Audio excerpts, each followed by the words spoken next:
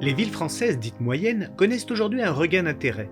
De nombreux articles de presse se font l'écho des perceptions positives en leur faveur. Elles sont souvent décrites comme des villes à taille humaine bénéficiant d'une offre satisfaisante de commerce, de services de santé et d'un accès plus facile à l'environnement. Qu'en est-il vraiment ? Comment définir ces villes qui maillent le territoire national ? Connaîtront-elles une trajectoire démographique nouvelle ? Quels sont les effets de la crise sanitaire Covid sur leur trajectoire de développement ? Pour répondre à ces interrogations, la Fabrique de la Cité fait le choix d'aller à la rencontre d'élus locaux, de maires, de présidents d'intercommunalités, pour mieux comprendre les territoires, pour les interroger sur leurs projets au regard des mutations annoncées. Quelles seront les politiques publiques que les élus envisagent de mener pour répondre aux dynamiques économiques, démographiques ou sociales espérées ? Ces échanges s'inscrivent dans le cadre de la 2e édition des Rencontres des villes moyennes organisées à Cahors par la Fabrique de la Cité les 26, 27 et 28 octobre 2021.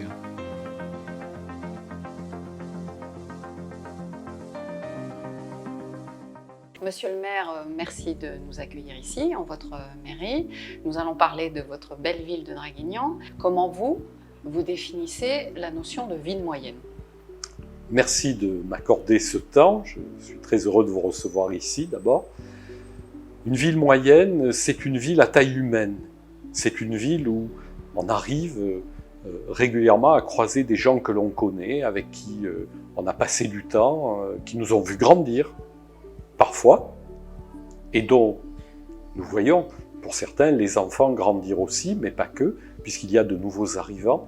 C'est un tissu vivant, c'est un tissu riche en humanité, et en même temps en tissu associatif. Et c'est ça une ville moyenne, une ville à taille humaine. Et votre ville, dans le territoire où elle se situe, comment est-ce qu'elle se positionne ? Quels sont ses facteurs d'attractivité ? Est-ce que vous travaillez sur une aire plus vaste que la commune ? Comment vous pouvez nous décrire ça ? Alors, Draguignan, depuis son histoire, a été une ville-centre, une ville administrative depuis le XIIIe siècle de façon officielle et a continué à l'être au fil du temps. C'est une ville carrefour en même temps. Le grand passage se faisait par ici et non pas sur la côte, avec un territoire tout autour, avec différentes fonctions d'élevage, d'agriculture, mais ici surtout une partie administrative confirmée début 19e par son rôle éminent de préfecture, sa place centrale, sa place de carrefour. Et notre territoire n'est pas un territoire riche comme les villes de grandes foires du Nord, etc., mais une ville de passage et pourtant indispensable à la vie des populations. Est-ce que vous avez l'impression aujourd'hui qu'il y a un mouvement vers Draguignan ? Est-ce qu'éventuellement vous sentez que les populations s'intéressent à cette ville, à ce territoire, comme arrière-pays, comme lieu de vie ? Oui, c'est indiscutable.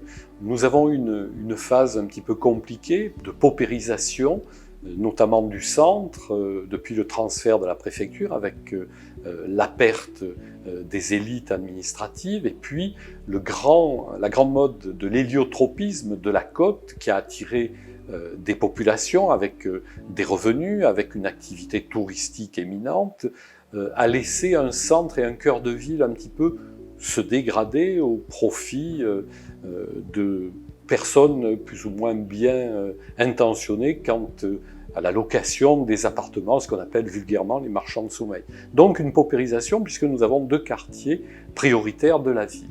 Pour autant, nous avons gardé un petit peu de faculté administrative, de justice évidemment, puisque les assises du Var se tiennent toujours ici, et puis l'arrivée de nos écoles militaires, dans les années 76, l'arrivée de l'école d'artillerie, puis 2010, l'arrivée de l'école de l'infanterie. La population, moi quand je suis né, avait 12 000 habitants. Actuellement, nous sommes à 40 000 habitants.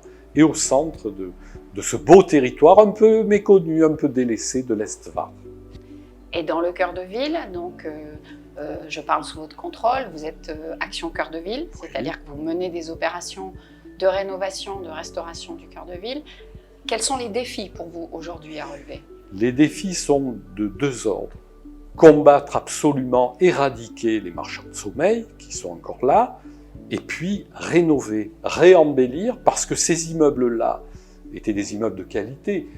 il y avait des hôtels particuliers, discrets, mais bien présents dans le paysage, à qui sait les reconnaître, mais qui ont été complètement morcelés, qui ont été transformés, parfois de façon pas très belle, mais tout de même, on a aussi des problèmes géologiques, et ça, c'est la vieille ville avec des problèmes de construction, donc nous devons rénover sans arrêt ce cœur de ville, mais les actions menées de RHI, les actions menées avec notre SAEM de construction, permettent d'avoir de fort belles réalisations où je tiens à garder un côté patrimonial et pas faire du grand n'importe quoi, de manière à ce que les habitants se réapproprient leur histoire et se réapproprient la qualité de ces lieux complètement oubliés.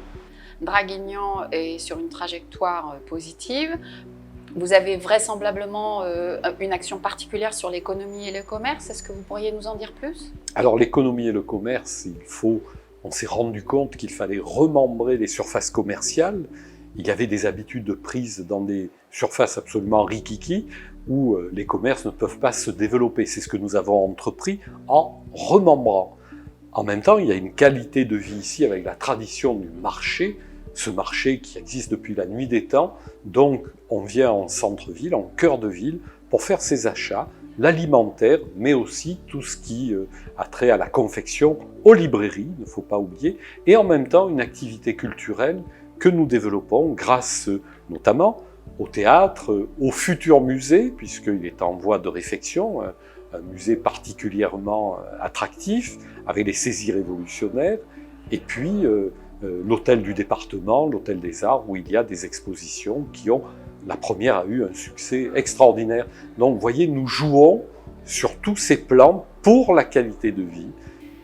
Je crois que vous êtes devenu élu régional, donc je vous pose une question. Quelle relation Draguignan avec sa capitale régionale? Comment vous voyez les coopérations entre les villes et avec une grande ville comme Marseille? Alors, c'est fondamental. Nous avons, par exemple, avec la métropole de Toulon, l'université de Toulon-Var, avec le groupement hospitalier de territoire pour tout ce qui est santé, donc enseignement, santé, avec Toulon. En même temps, avec Marseille, qui va s'occuper évidemment du transport, mais aussi de la culture. N'oublions pas la culture et le patrimoine. Marseille d'un côté, Nice de l'autre, Toulon. Il est indispensable de développer avec tout ce territoire des coopérations intelligentes pour le plus grand bien de nos populations. Monsieur le maire, arrêtons-nous un moment sur la question de l'offre de soins et du vieillissement démographique. Comment vous agissez sur ces questions-là? Quel est votre sentiment par rapport à ces politiques publiques à mener? Mon sentiment, c'est que nous n'avons pas anticipé. On a vécu le numerus clausus, qui était une façon de gérer les carrières médicales et paramédicales, et on se rend compte au fur et à mesure qu'on n'a pas prévu l'effet ciseau. Moins de praticiens dans tous les domaines, et une population, évidemment, le baby-boom, on l'a tous appris à l'école, et puis on arrive avec des problèmes de rhumatologie, d'oncologie, etc., etc.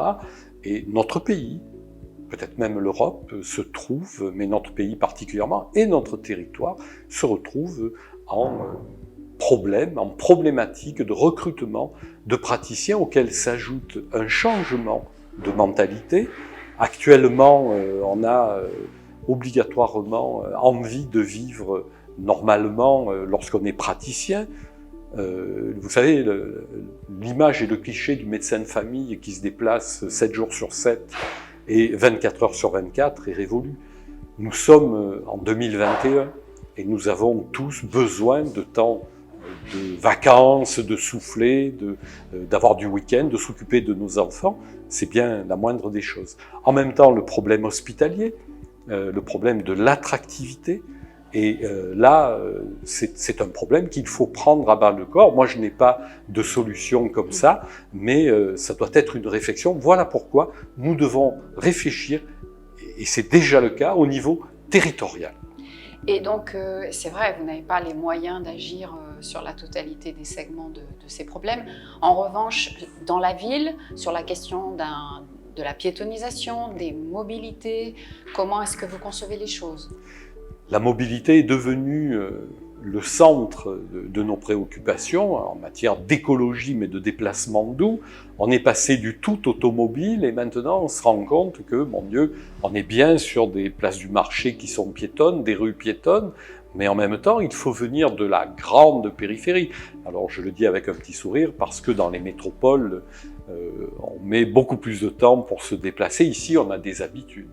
Des habitudes, on prend la voiture pour faire 600 mètres, ce qui dans les grandes villes est totalement impossible. Alors il faut réenvisager, il faut rééduquer un petit peu nos populations en leur disant prenez votre vélo, marchez, et puis tout ira bien. Monsieur le maire, nous avons traversé ces derniers mois une crise importante, une crise sanitaire que tout le monde a vécue. Les maires ont été en première ligne la plupart du temps dans les territoires.